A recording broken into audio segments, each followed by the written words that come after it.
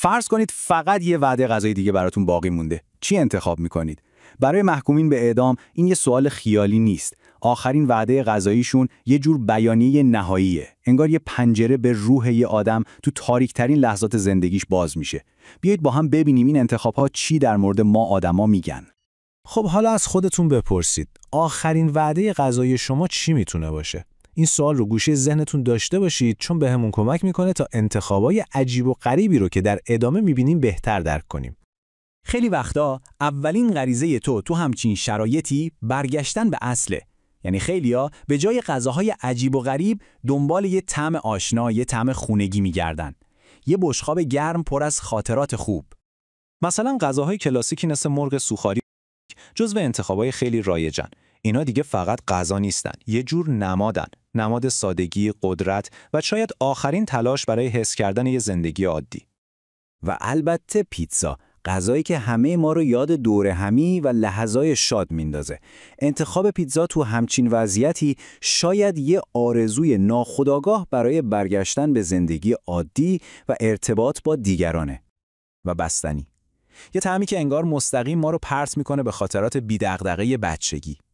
این انتخابا نشون میده که وقتی آدما با پیچیدگی مرگ روبرو میشن، خیلیاشون به ساده‌ترین و خالص‌ترین لذت‌های زندگی پناه میبرن. اما خب همه دنبال آرامش نیستن. بعضی وقتا آخرین درخواست یه معماست، یه بیانیه عجیب که ما رو به چالش میکشه. بیایید وارد دنیای درخواستای غیرمنتظره بشیم.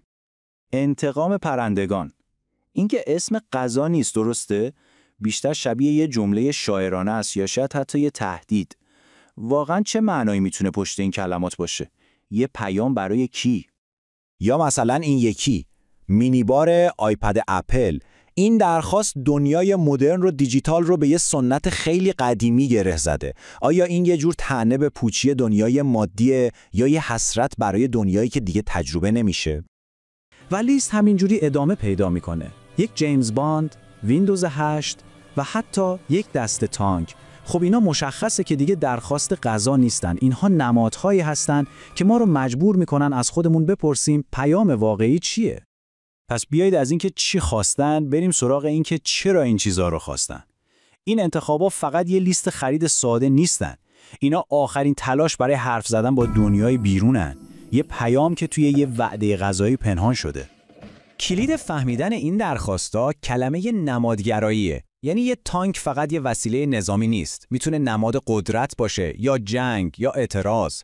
هر انتخابی میتونه یه داستان کامل از پشیمونی، خشم یا حتی پذیرش رو تعریف کنه. و جالب اینجاست که این تحلیل‌ها ما رو به کارل یونگ، روانکاو بزرگ میرسونه. یونگ معتقد بود که نمادها زبان ناخودآگاه ما هستن. پس شاید این درخواست‌های عجیب آخرین فریادهای ناخودآگاه این آدما باشن که عمیق‌ترین ترس‌ها و آرزوهاشون رو فاش میکنن. و به این نمونه نهایی نگاه کنید. عشق، رقص یا مرگ. این دیگه یه درخواست نیست، یه مانیفسته. انگار خلاصه کل فلسفه یه زندگیه که توی 3 کلمه درست در آستانه مرگ بیان شده. اما خب واقعیت محدودیت‌های خودشو داره. نمیشه هر چیزی رو درخواست کرد. بالاخره سیستم زندان قوانین خاص خودش رو داره و تصمیم میگیره که کدوم خواسته ها عملی هستن و کدوم ها فقط یه رویای آخر باقی میمونن. این تفاوت کاملا روشنه. تهیه یه پیتزا ممکنه، اما فراهم کردن یک عکس خودجوش چطور؟ دقیقاً همینجاست که مرز بین خواسته و واقعیت کشیده میشه و نشون میده که حتی تو آخرین لحظه آزادی انتخاب مطلق نیست. پس وقتی به کل ماجرا نگاه میکنیم میبینیم که آخرین وعده غزالی خیلی فراتر از غذاست. این آخرین سنگر اختیاره. توی سیستمی که همه چیز رو از فرد گرفته، این انتخاب کوچیک آخرین اقدام برای ابراز وجود و کنترل روی سرنوشته. در نهایت آخرین وعده غذایی یه پدیده چند وجهیه. میتونه یه آغوش گرم از گذشته باشه، یه مشت گره کرده علیه سیستم یا یه نامه رمزگذاری شده برای آیندگان. هر کدوم یه داستان منحصر به فرد رو تعریف میکنه. و این ما رو به یه سوال عمیق‌تر میرسونه.